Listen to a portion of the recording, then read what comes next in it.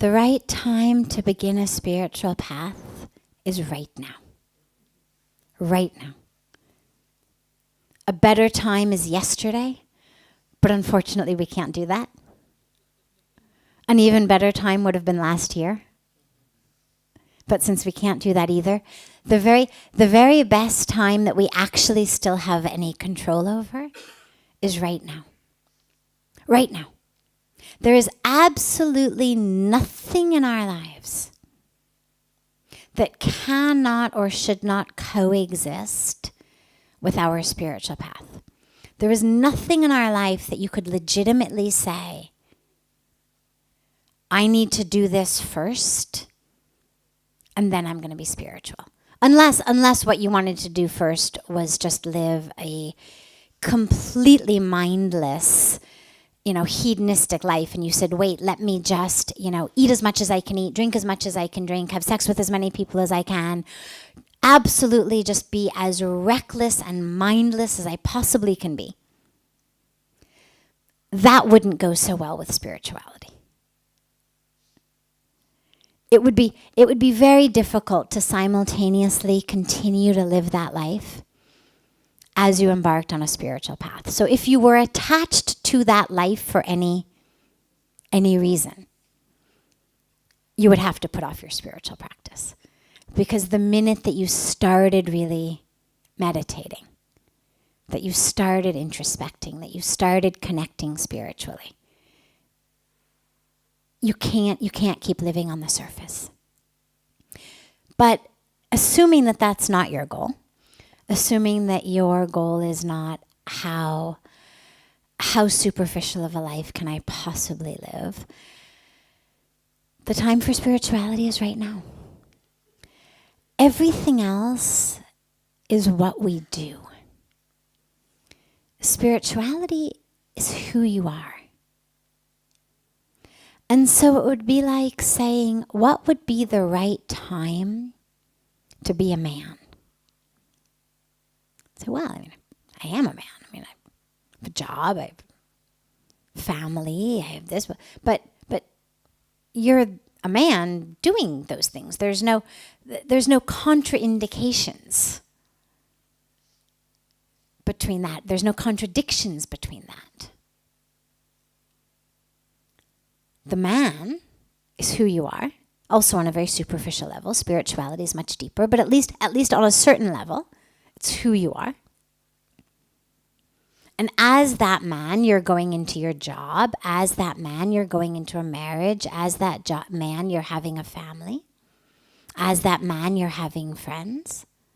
Well, in the same way, on an even deeper level, as a spiritual person, or on an even deeper level, as spirit, as consciousness, you are in a body that is currently in the form of a young man who has a job.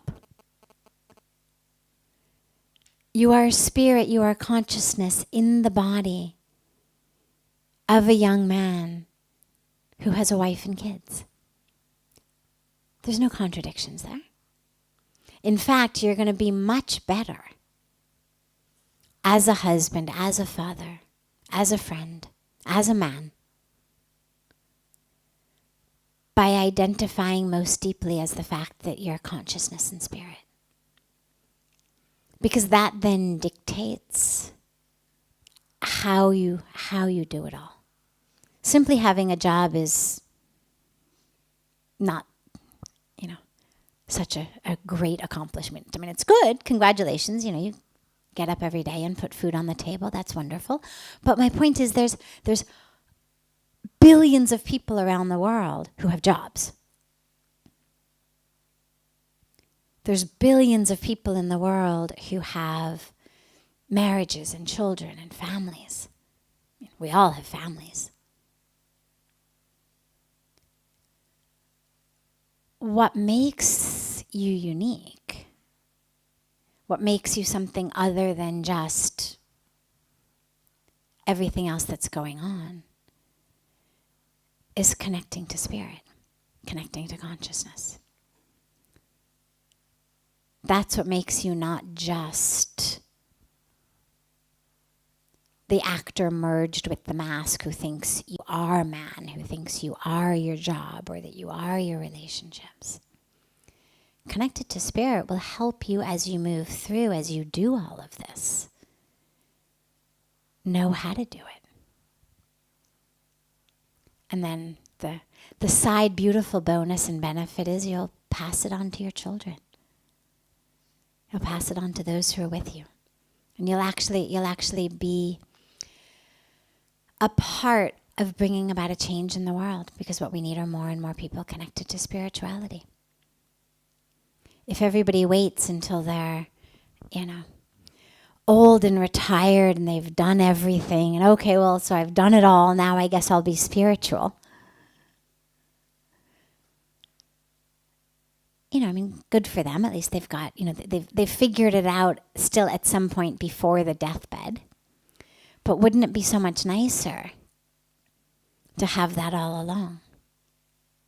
It's like my favorite psychology experiment that I always talk about, of the students who were given this task of watching the basketball game.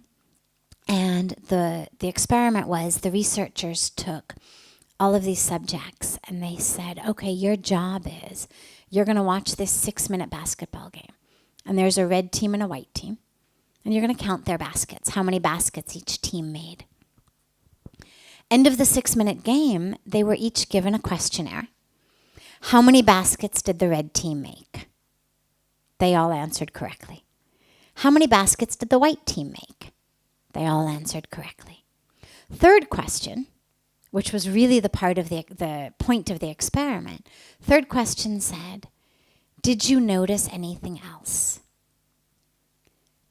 And more than 50% of them said no.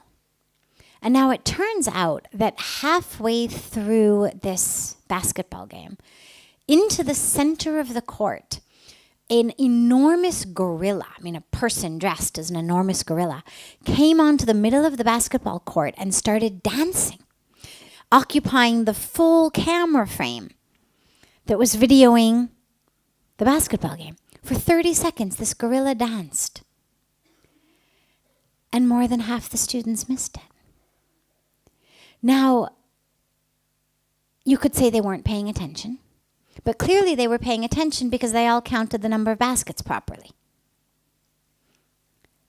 They hadn't blinked, they hadn't sneezed, they hadn't looked away, they hadn't had a nap, because otherwise they would have miscounted baskets. They got all the baskets, missed the gorilla.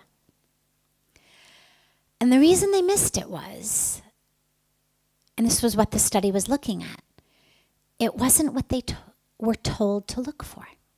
They had been given very clear instructions. This is a basketball game. Count the baskets. And they did it.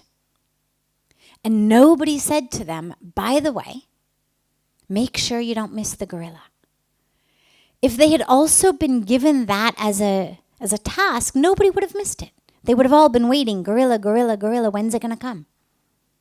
Even if they had simply been told, and by the way, there is something else. By the way, this isn't what it's about. Can't tell you what it's about, but just keep your eyes open. If they even had been given that much, they would have seen it. And I share this so frequently, and particularly right now, because this is what happens with life. We're told, okay, here's your job. Your job is get a good education, have a job, get married, raise a family, make money, put your kids in good schools, do these things, fulfill your responsibilities. But nobody ever says, and by the way, there's something else. And so a huge number of people never know there was something else.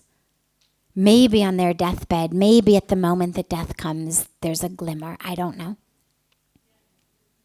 Some of them get it once they've done everything else. There are no more baskets to count. The game is over. I'm staring at a blank court. Okay, now maybe I can notice the gorilla.